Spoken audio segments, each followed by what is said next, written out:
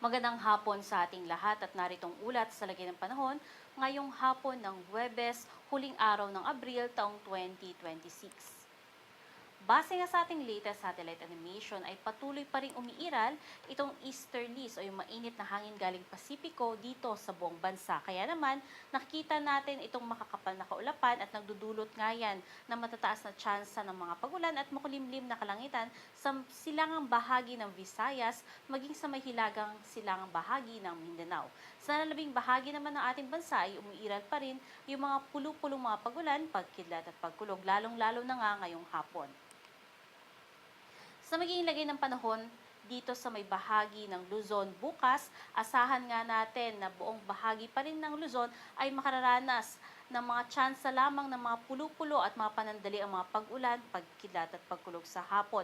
Magiging mainit at maalinsangan pa rin yung ating panahon. At dito nga sa Tuguegarao, temperatura ay aabot 26 to 37 degrees Celsius, samantalang dito sa Metro Manila, 24 to 35 degrees Celsius. At dito sa Legazpi, 25 to 33 degrees Celsius. Bagaman nga sasabihin natin na localized thunderstorm lamang ito, ay pinag-iingat pa rin natin yung ating mga kababayan dahil itong mga panandali ang mga pag-ulan, pagkilat at pagkulog ay maaaring magdulot ng mga tsansa ng hailstone o yung tinatawag nating bubog ng ulan, kagaya nga ng naranasan dito sa may bahagi ng Mountain Province noong isang araw.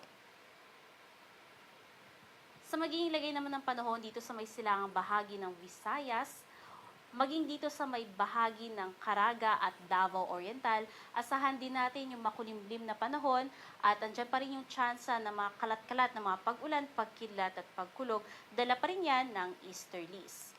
At sa nalabing bahagi ng Visayas at Mindanao kasama ang Palawan, asahan naman natin yung tsansa ng mga pag-ulan, pagkilat at pagkulog, lalong-lalo na nga sa hapon. Agwat ng temperatura dito sa may bahagi ng Calayan Islands umaabot 27 to 34 degrees Celsius. At dito naman sa Iloilo, 25 to 33 degrees Celsius. Sa may Davao naman ang temperatura maglalaro 25 to 33 degrees Celsius. Sa magiging kalagayan naman ng ating karagatan, wala tayong nakataas na gale warning, kaya malayang maglalayag lahat ng sasakyang pandagat. Mag-iingat lamang sa banayad hanggang sa tamtaman ng mga pag-alon, especially nga dito sa may hilaga at silangang bahagi ng ating bansa. Sa magiging lagay naman ng panahon sa susunod na 3 araw dito sa Luzon, asahan pa rin natin na patuloy pa rin ngayong nararanasan nating mainit at maalinsangan na panahon at pagsapit ng hapon, mga tsansa ng mga pulo-pulo at panandali ang mga pag-ulan. Except nga dito sa Palawan na kung saan nakikitaan natin ang posibilidad ng pagkakaroon ng matataas na tsansa ng mga pag-ulan sa susunod na 3 araw.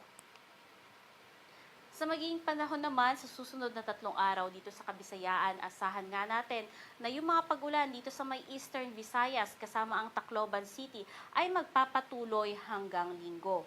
Ngunit pagsapit ng Lunes, agad nang mas gaganda ang panahon. Samantala, dito sa may Western Visayas, Central Visayas kasama din ang Negros Island Region, magiging magandang panahon hanggang sa Sabado. Ngunit pagsapit ng Lunes, asahan natin na ang buong Visayas na o halos ang buong Visayas makararanas na nga ng matataas na tsansa ng mga pagulan dala ng easterlies. At pagsapit ng Lunes, buong Visayas muli ang kararanas naman ng magandang panahon at babalik nga sa tsansa ng mga pulo-pulo at mga panandali ang mga pagulan, pagkidlat at pagkulog. Sa may bahagi naman ng Mindanao, asahan natin na yung mga pag-ulan nga, although sa ngayon nakafocus dito sa may bahagi ng Caraga at sa may silangang bahagi ng Davao Region, kasama yung Davao Oriental, asahan nga natin na pagsapit ng Sabado, ay halos buong Mindanao na ang makararanas din ng matataas na tsansa ng mga pag-ulan dala ng easterlies. Pagsapit naman ng Lunes, yung mga pag-ulan ay mas kikilos nga yan pa westward ng Mindanao. Kaya naman, asahan naman ang Zamboanga Peninsula, Barm, Soxargen at Northern Mindanao kasama ang Cagayan de Oro City at Zamboanga City ay makararanas pa rin, patuloy pa rin yung mga pag-ulan hanggang sa Linggo. Ngunit dito nga sa Davao, dahil papalayo na nga dito sa area na to yung mga pag-ulan, asahan na yung pagganda ng panahon by Sunday. At pagsapit naman ng Lunes, yung mga pag-ulan ay mananatili na lamang dito sa may bahagi ng Zamboanga Peninsula at Barm, kaya malaking bahagi ng Mindanao ang makararanas ng magandang panahon. Base naman sa ating tropical cyclone threat potential, may nakikita tayong posibilidad ng isang low pressure area o may medium chance na maging isang ganap na bagyo sa labas ng ating Philippine Area of Responsibility mula ngayong linggo hanggang next week. At nakikita din natin na may posibilidad na pumasok yan dito sa loob ng ating PAR. Bagamat sa ngayon ay wala pa rin naman tayo nakikitang posibleng epekto nito sa alinmang bahagi ng ating bansa at nananatili pa rin nga na mataas yung uncertainty ng forecast na to, ay patuloy pa rin tayong mantabay sa pag-asa hinggil nga sa mga latest updates sa babantayan nating mga posibilidad ng bagyo o low pressure area. Dito sa Kalakhang, Maynila, ang araw ay lulubog ng alas 6:13 ng hapon at sisikat naman yan bukas ng alas 5:34.